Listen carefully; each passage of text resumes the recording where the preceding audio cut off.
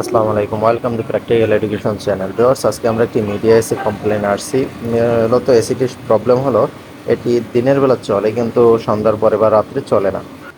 তো কি প্রবলেম তাই আমরা চেক করতেছি। দেখেন, এখানে আমরা এম্পিয়ার মিটার লাগিয়ে ভোল্টেজটি চেক করতেছি। এখানে আমাদের আউটপুট চলতেছে, সেই অবস্থায় আমি ভোল্টেজটি চেক করতেছি, কারণ এখন 11টা বাজে।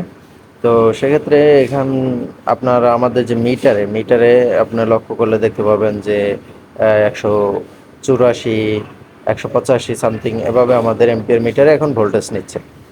লক্ষ্য করেন 184.7।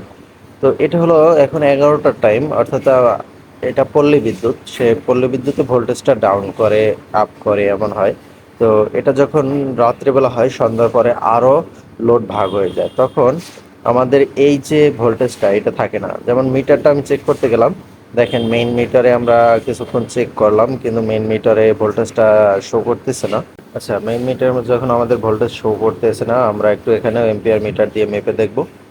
তো আমরা প্রথমে মিটারটা সিলেক্ট করে নিই। এই মিটার থেকে এই লাইনটা এসছে, অর্থাৎ সি। তো সার্কিট ব্রেকারে আমরা আমাদের যে এম্পিয়ার মিটার আছে সেটি দিয়ে আমরা মেপে দেখব যে কত ভোল্টেজ পাচ্ছে। দেখেন, আমাদের মেইন মিটারে অর্থাৎ সার্কিট ব্রেকার মিটার থেকে যে লাইনটা আসছে সেখানে পাচ্ছে 190। তো ফ্ল্যাট পর্যন্ত যেতে 6 ভোল্টেজ ডাউন করছে। তো ঠিকঠাক আছে, কোনো সমস্যা নাই।